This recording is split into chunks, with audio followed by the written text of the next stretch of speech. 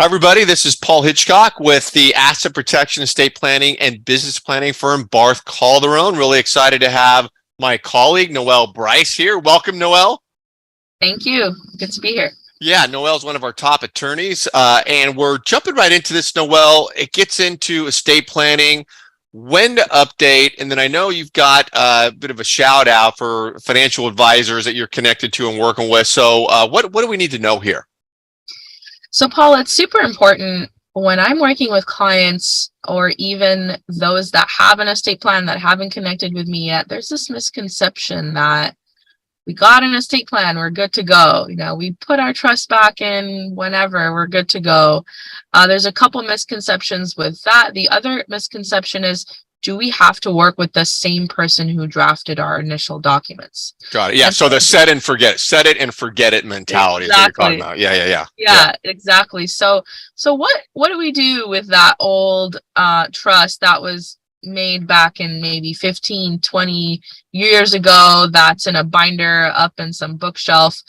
Let's dust that off. Number one, let's dust that off. Let's look at, do we even remember what we put in back 20 years ago? And of course, just like we may not remember what we put in the trust, a lot of the people in there may not remember that we tagged them to be either successor trustees or durable powers of attorney. So some of the people that we thought, were appropriate at the time, they may not be around anymore. They may not be in touch with you anymore.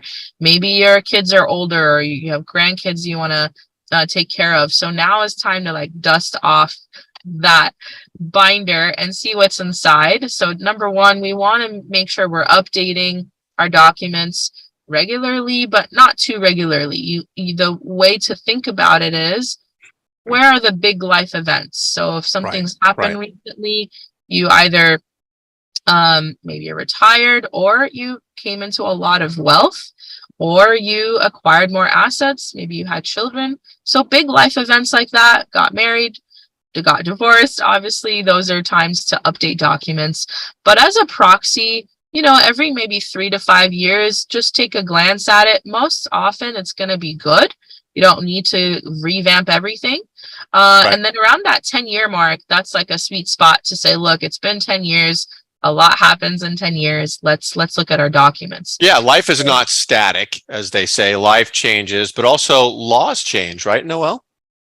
Absolutely. The tax laws change, so we want to make sure we are well within the proper structure of the trust that will allow for the best tax advantage. So if the exemption for how much you can transfer over without getting hit with a tax changes, or it's lowered, or it's higher, we want to make sure we're sitting with an attorney and hopefully also the accountant to make sure that the trust structure and then the language in the trust is meeting the proper tax outcome.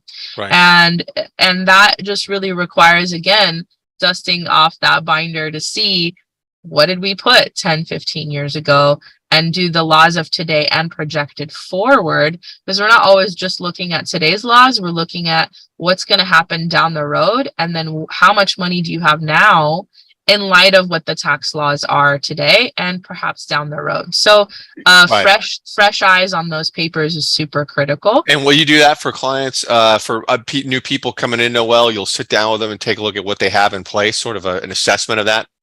Yeah, absolutely. And that's also part of that misconception. Number two is, do I need to work with, attorney number one who set this up 20 years ago? They're not even in practice anymore, or we don't really get along. They never pinged me after that first day. It was kind of a one and done scenario. Good point. I want a relationship, with an estate planner, not just someone who's going to draft my documents. Absolutely. You can work with a new attorney, someone with the values that you agree with and that's accessible to you today. If you've moved or if you've just outgrown that practice before, you can come to a new attorney. And if I'm the best fit for that, awesome. Happy to talk to prospective clients with existing trusts where they need to make some updates, some major changes, and I'll take a look, I'll make some recommendations, and I'll say, yeah, this needs a little bit of a, facelift, or this needs a complete makeover. The good news is they don't have to get rid of their trust. People think like, oh, if I work with a new attorney, do I have to get a new trust. No. No, yeah, exactly. You just get what's called a restatement, which is, I like to call it a makeover or a facelift. You just restate what you intend your trust to say, but the identity of your trust remains the same. Right, same. So the fact that you created it 20 years ago, that's okay. It still will be this called the same thing. You don't need to change title on all your property because now you restated your trust. It's just an internal documentation where we're gonna give that trust a new terms and new rules, but the identity remains the same, which is good news for the those out there with a trust. They don't need to do all that housekeeping again of Right. changing title on all their property. Yeah. Now, what about the message for financial advisors? I know you're working with a lot of them. They use you as a resource to help them out with their practice. What do you tell them when they're dealing with their clients? Yeah, whether it's a financial advisor or even accountants, CPAs, we are the financial planning team, right? We're part of the same team. We are the go-to for the client. So Mhm. if you have a client who has a trust and you know this because you asked it during the onboarding, it's time to kind of look back with them and say, hey, let's take a look at your trust. Is it 10 years old? If it is, maybe it's time to talk to the estate planner. And so a brief introduction, even just giving them an option, educating them, right? Educating the Right. client, Right. look, I know you have a trust and you think it's a done deal, but let's dust it off together. Or now that you're their advisor and you know that, well, new grandchild came on the scene and or adult child is having some health issues. This is a time to talk to them and say, hey, does your trust accommodate or think about or plan for these types of changes in your life? If you Right. want to provide for your grandchild, maybe they have special needs.